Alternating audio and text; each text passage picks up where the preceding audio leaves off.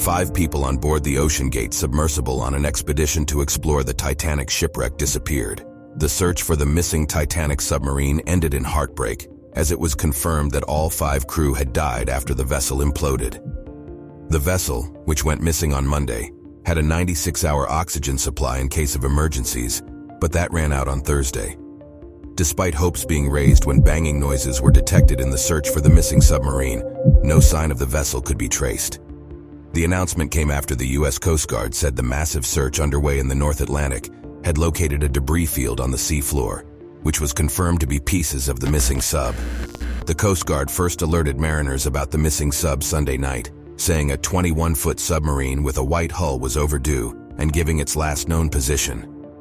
Vessels in vicinity requested to keep a sharp lookout, assist if possible, the alert message read. The sub was lost in an area about 900 miles east of Cape Cod, in the North Atlantic, in water with a depth of about 13,000 feet, which is about level with the depth of the Titanic wreck. Amid growing concern about its dwindling supply of breathable air, search and rescue efforts by a unified command composed of several international agencies ramped up accordingly.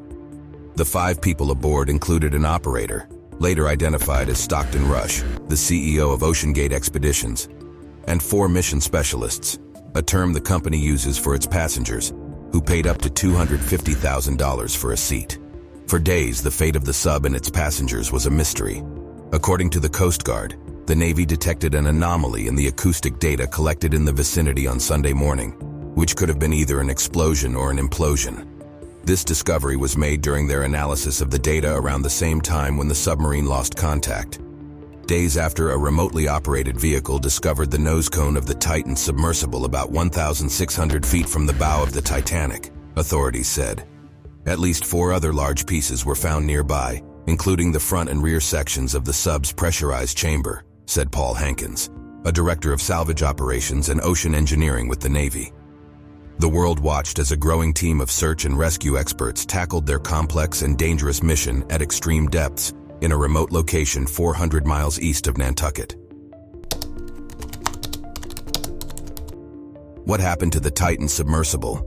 Anyone who's traveled in the mountains or by airplane understands how air pressure changes, but it's difficult to comprehend the forces straining at every inch of the submersible as it descended the nearly 2.5 miles toward the ocean floor on Sunday.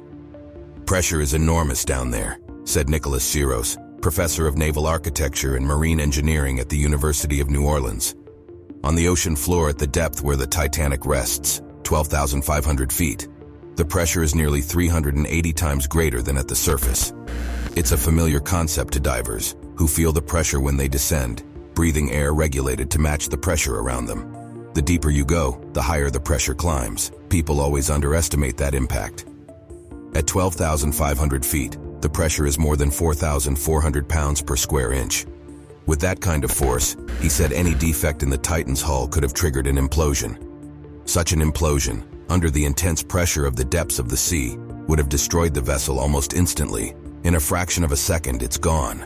It implodes inwards in a matter of 1,000th of a second. And it's probably a mercy, because that was probably a kinder end than the unbelievably difficult situation of being 4 days in a cold, dark, and confined space. So this would have happened very quickly. I don't think anybody even had the time to realize what happened. What is a water column implosion? Implosions, like explosions, are very violent.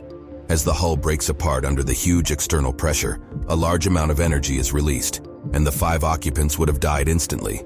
The occupants would not have experienced pain or realized what hit them.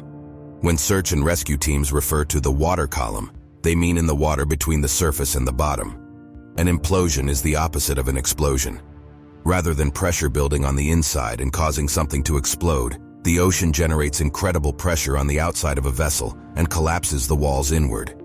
The wreck sits in the dark bathypelagic, or midnight zone, at a spot 12,400 feet below the ocean surface. The pressure around the famous sunken ship is about 375 atmospheres. That means every square inch of an object's surface experiences the equivalent of 5,500 pounds of force. Such an amount is greater than the bite pressure exerted by some of the strongest jaws in the animal kingdom. Crocodile bites have been measured at up to 3,700 psi. and one computer modeling study has estimated that a relatively large great white shark could sink its teeth into prey with a force of almost 4,000 psi. A crack or defect in the hull materials design or a structural failure could have imploded the Titan submarine. It's still not clear what happened to the submersible, why it lost contact, and how close it was to the Titanic when it went missing. But this serves as a reminder of the immense power and mysteries that lie within the depths.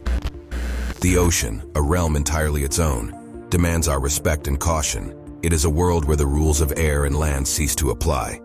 May their memory guide us to be safe, to be mindful, and to appreciate the boundless wonders that our planet holds.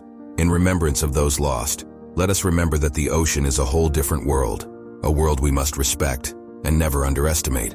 These 5 souls, driven by curiosity and passion, embarked on a journey that would forever be etched in our hearts. May these souls rest in peace,